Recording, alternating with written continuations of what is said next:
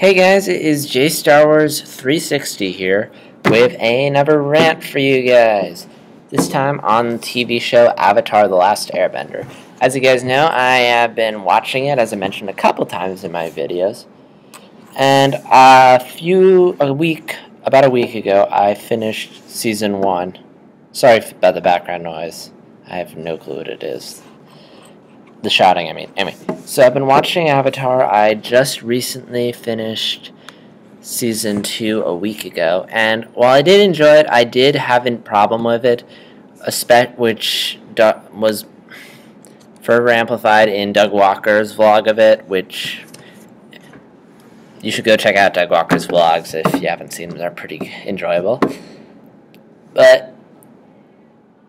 And now keep in mind, before I go any further, I have not seen Season 3 of Avatar: The Last Airbender, so maybe some stuff will happen there that will change my opinion, but this is my reaction as of right now, just knowing what I know of the first two seasons.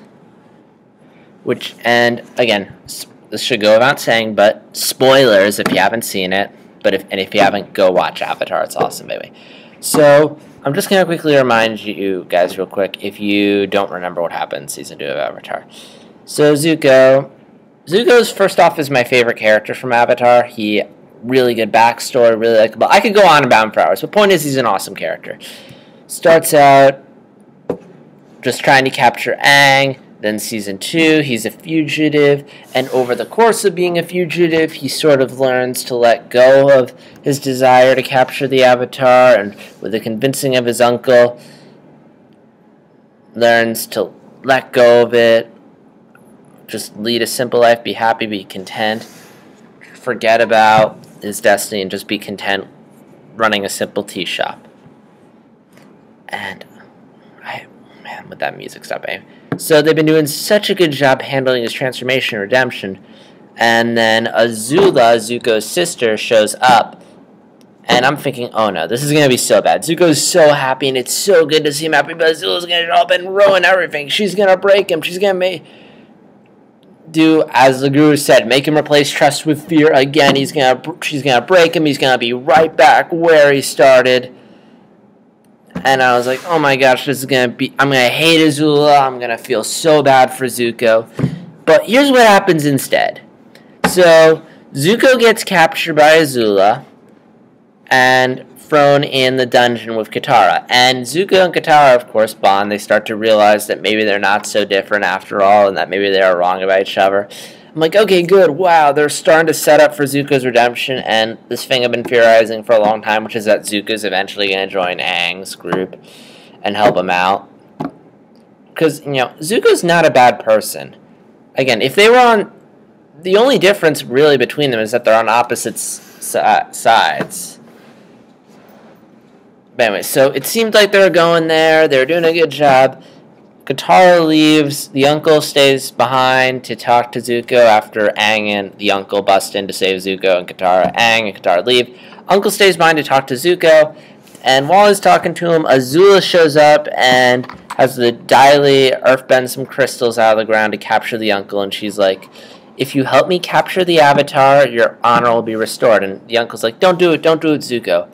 And Azula's like, I'll be waiting outside. It's your choice. And we have Zuko just sit there meditating. Now, Zuko has gone through so much over the series. He has grown, developed. He should know better. This decision should not... If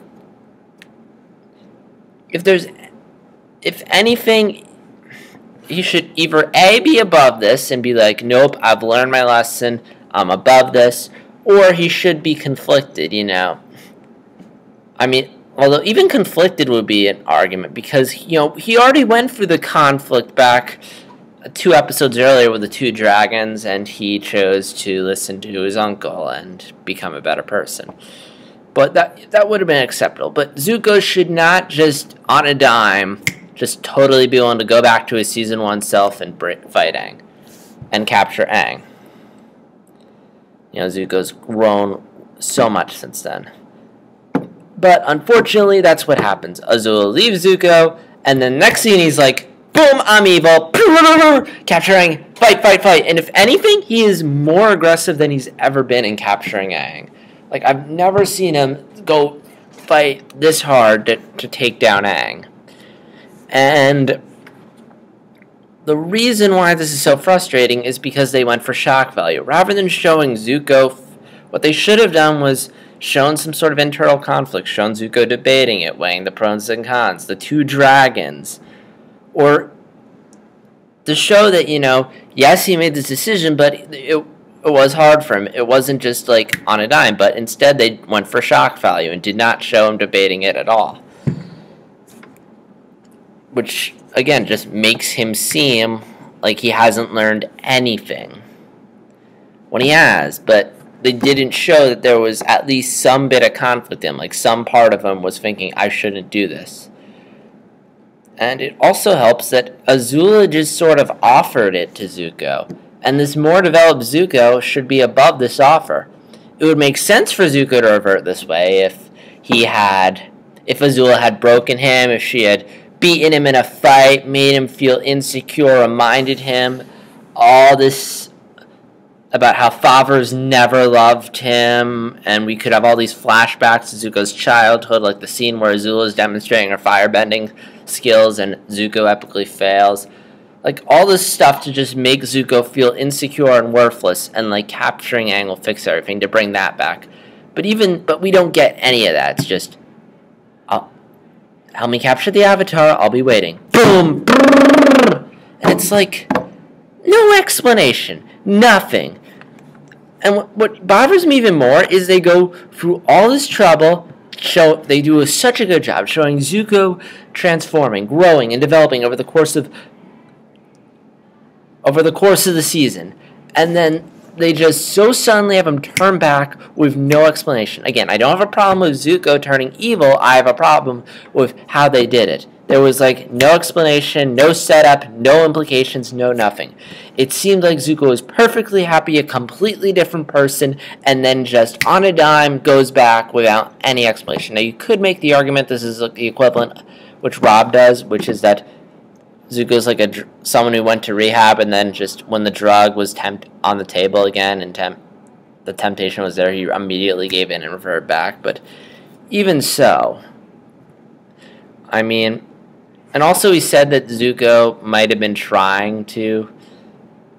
pretending and trying to accept the simple life. I don't believe that. He seemed way too happy. And we saw his transformation. And we saw the shot of his eye and him accepting that scar. Like, no, you can't tell me. They showed so much of his transformation that I find it hard to believe he was still in the middle. Not only that, but the fact that he's willing to not just go back to his old self, but the fact that he's willing to betray his uncle. Like, not listen to his uncle. He's listened to his uncle, like, no, hang on, that's it. This seems redundant. I mean, a couple episodes ago, we had the scene where Zuko disguises himself as the Blue Spirit, goes into the dungeon of Appa, and he's tempted to do who knows what with Appa, and the uncle steps in, like, no, Zuko, ask yourself what you want. And Zuko's sitting there, we pause. Then, by shock value, we see Appa get rescued. Then Zuko comes out. He feels so terrible because he just did something that violates everything he stands for. And then he has the metamorphosis and the sickness. And that was the moment that changed Zuko. Here, it feels redundant. Zuko has already gone through this. It shouldn't be a conflict. It should be an instant, no, I've learned my lesson. Not this. Or, again, and the thing is, they don't show any conflict, no sign that Zuko, in the least, I mean, they kind of show Zuko feeling awful, but not to the extent. I mean, with Zuko growing so much, the fact that he almost barely feels any sympathy or any regret or any internal conflict whatsoever, or at least it's not shown in that finale, just bothers me. And here's the problem. With the end of this finale, here's how we should have felt. We should have hated Azula and sympathize with Zuko, hating Azula for breaking Zuko and making him revert back to season 1, and then feeling sorry for Zuko for just when things were looking up for him, life went down for him again. But I mean, the fact that Zuko had a choice, and it wasn't even, and he had grown so much, and the fact that on a dime, just, I guess at a plot convenience, he turns back evil, just for the sake of it, that does not make me care for him. Again, I still like Zuko, don't get me wrong, but the fact that they went for shock value and did not bother to really develop or explain how Zuko could go back after all this time they've spent transforming him just bothers me. Now this could change. Zuko could explain why he did what he did in Season 3. We could see that he does in fact regret it. But as of right now, there is not much backing for Zuko's sudden turn. Again, it could change, but as of right now, it bothers me. Very much like Mystique when she just turned evil in X-Men First Class because the plot called for it. But again, this could change. I could be completely wrong, and I still enjoy Avatar regardless, but this is just annoys me because it was a character that they have been doing an excellent job with, and then they sort of dropped the ball here. And yeah, those are my thoughts on the ending to Season 2 of Avatar, The Last Airbender.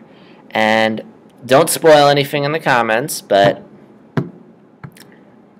yeah, comment. If you're going to comment, just comment on how you felt when you initially saw that. And yeah, that's all I have to say at this point. This is JStars360 signing out. I will see you guys later.